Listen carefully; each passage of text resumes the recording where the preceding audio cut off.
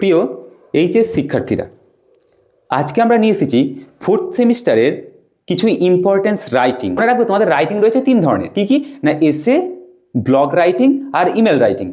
ঠিক আছে, কিন্তু তিনটে লিখতে হবে না। কীরকম না তোমাদেরকে লিখতে হবে হয় এসে 10 নম্বরের অথবা ব্লগ 5 আর ইমেল 5। তার মানে ব্লগ রাইটিং আর ইমেলে রয়েছে তোমাদের 5 করে, আর এসেতে রয়েছে তোমাদের 10 নাম্বার। বোঝা গেল? বেশ, এই এসে বলে তোমরা ঘাবড়ে যেও না। এসে নামটা দেওয়া হয়েছে, এটা অ্যাকচুয়ালি প্যারাগ্রাফ, মানে আমরা যেটা প্যারাগ্রাফ পড়ে এসেছি সেটা এখানে এসে বলা হয়েছে। এসে আর প্যারাগ্রাফের মধ্যে তেমন কিছু পার্থক্য নয়, কিছু প্যারাগ্রাফের থেকে কিছু একটু পয়েন্টস আলাদা লিখতে হয়, কিন্তু জিনিস একই। ঠিক আছে, আমরা তো দেখে এসছো মাধ্যমিকে কত ধরনের প্যারাগ্রাফ হয়। প্যারাগ্রাফ কিন্তু অসংখ্য।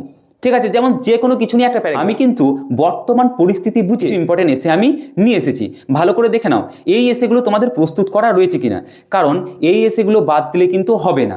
ঠিক আছে, দেখো এরপর আমি এসের পর ইমেল রাইটিং আর ব্লগ রাইটিং সবই দেখাচ্ছি। দেখো এসে রাইটিংয়ে কী কী নিয়ে এসেছি। দেখো এসে রাইটিংয়ে রয়েছে, প্রথমেই আমি লিখেছি ইম্প্যাক্ট অফ সোশ্যাল মিডিয়া, অর্থাৎ সোশ্যাল মিডিয়ার ইম্প্যাক্টটা কেমন পড়ছে। মানে মোট কথা মনে রাখবে যে সোশ্যাল মিডিয়ার ইম্প্যাক্টটা ছাত্রছাত্রীর উপর কেমন পড়ছে সেই নিয়ে। সায়েন্স, ঠিক আছে, মানে আজকের বর্তমান যুগে সায়েন্সটা কোন জায়গায় দাঁড়িয়ে রয়েছে, সায়েন্স অথবা আর্টিফিশিয়াল ইন্টেলিজেন্স। গ্লোবাল ওয়ার্মিং খুব ইম্পর্টেন্ট, ঠিক আছে, global warming. Cyber crime, waste management অর্থাৎ নোংরা ব্যবস্থাপনা। ওমেন এম্পাওয়ারমেন্ট অর্থাৎ মহিলাদের আজকের দিনের যে মহিলা শক্তি অর্থাৎ মহিলাদের যে এম্পাওয়ারমেন্ট সেটা। ওয়াটার ক্রাইসিস মানে জলের যে আমাদের সমস্যা। প্লাস্টিক মানে আমাদের প্লাস্টিক যে দূষণ সেইটা। Drug addiction, use and abuse of the mobile. Deforestation অর্থাৎ জঙ্গল কাটা নিয়ে হচ্ছে, জঙ্গল কেটে যে বাড়িঘর রাস্তা এইসব তৈরি করছি এর ফলে যে সমস্যাগুলো হচ্ছে সেইটা deforestation. Safe drive save life, তোমরা জানো যে এই সেফ ড্রাইভ সেভ লাইফ এটা কিন্তু খুব ইম্পর্টেন্ট, মানে এটা প্রত্যেকটা ক্লাসের জন্য কিন্তু ইম্পর্টেন্ট। এনভায়রনমেন্ট পলিউশন, দেখো এনভায়রনমেন্ট পলিউশন বলতে কিন্তু সব ধরনের পলিউশনের কথা বলা হয়েছে। ঠিক আছে, তোমার water pollution, sound pollution, air pollution, তাহলে সব পলিউশন কিন্তু environmental pollution. Importance of discipline in a students life, দেখো আমাদের স্টুডেন্টসের লাইফে ডিসিপ্লিনটা কতটা দরকার সেটা নিয়ে। তাহলে আমরা এখানে 14 ধরনের এসে দেখলাম।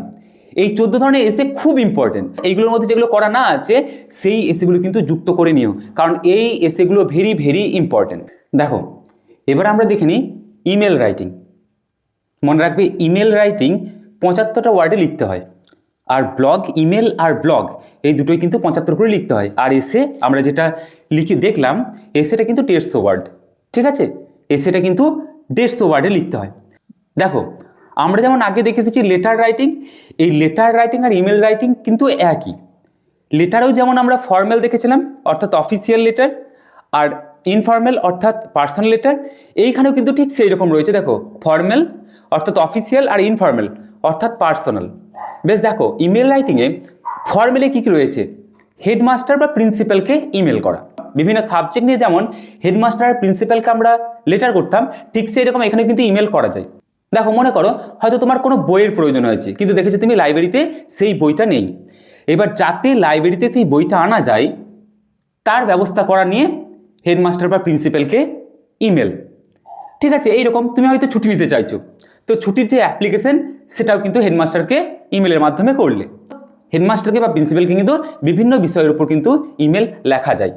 ঠিক আছে, ব্যাংক ম্যানেজার, দেখো মনে করো তুমি একটা অ্যাকাউন্ট খুলবে, ব্যাংক ম্যানেজারকে সেই বিষয়ে ইমেল করলে যে কিভাবে অ্যাকাউন্ট খুলতে হয় বা কিভাবে খুলবো সেই বিষয়ে ব্যাংক ম্যানেজারকে ইমেল করলে। হয়তো তুমি কোথাও ইউপিআই করেছো, ইউপিআইয়ে টাকা হয়তো আটকে গিয়েছে, সেই নিয়ে তুমি ব্যাংক ম্যানেজারকে ইমেল করলে। তাহলে ব্যাংক ম্যানেজারকে কিন্তু বিভিন্ন বিষয় নিয়ে ইমেল করা যায়। দেখো প্রধান বা চেয়ারম্যান, এই যে গ্রাম পঞ্চায়েত প্রধান রয়েছে বা তোমার মিউনিসিপ্যালিটির চেয়ারম্যান রয়েছে, এনাদেরকেও কিন্তু বিভিন্ন বিষয়ের উপর চিঠি করা যায়। যেমন হয়তো কোথাও রাস্তার লাইট খারাপ হয়ে গেছে সেই নিয়ে তুমি ইমেল করলে। হয়তো দেখা গিয়েছে কোথাও নোংরা জমে আছে সেটা পরিষ্কার করতে হবে, সেই নিয়ে প্রধান বা চেয়ারম্যানকে ইমেল করলে। দেখো ইলেকট্রিসিটি ডিপার্টমেন্ট, হয়তো দেখা গেছে যে কোথাও বিদ্যুৎ সংযোগ নেই, তো তার জন্য ইলেকট্রিসিটি ডিপার্টমেন্টকে তুমি সেটা ইমেল করে জানালে। হোটেল ম্যানেজার, মনে করো তুমি কোনো হোটেল ম্যানেজারের কাছে জানতে চাইছো কোনো একটা নির্দিষ্ট ডেটে তখন রুম ফাঁকা আছে কি না, তো সেই নিয়েও তুমি হোটেল ম্যানেজারকে ইমেল করলে। বেশ, ইনফর্মাল দেখো বা পার্সোনাল, ফ্রেন্ডস, দেখো বন্ধুদেরকে বিভিন্ন সাবজেক্টের উপর বন্ধুদেরকে তুমি ইমেল করতে পারো বিভিন্ন বিষয় নিয়ে। হয়তো কোনো বন্ধু তোমাকে বার্থডে গিফট পাঠিয়েছে, তুমি তাকে ধন্যবাদ জানালে ইমেলের মাধ্যমে, ঠিক আছে, ইমেল লেখা যায়। তুমি হয়তো কোনো একটা টপিকের ওপর খুব কৌতূহল, তুমি সেই বিষয়ে বন্ধুকে ইমেল করলে। তুমি হয়তো মাধ্যমিক পরীক্ষা নিয়ে তুমি কতটা চিন্তিত, বা তোমার বন্ধু হয়তো খুব চিন্তিত আছে মাধ্যমিক পরীক্ষায়, তুমি তাকে আশ্বস্ত করছো, ঠিক আছে, যেন চিন্তিত না হয় সেই বিষয়ে ফ্রেন্ডসকে নিয়ে, ঠিক আছে। ঠিক একই ব্রাদার আর সিস্টার, নিউজ পেপার পড়ার কী কী বেনিফিট রয়েছে সেই নিয়ে তোমার ভাই বা বোনকে ইমেল।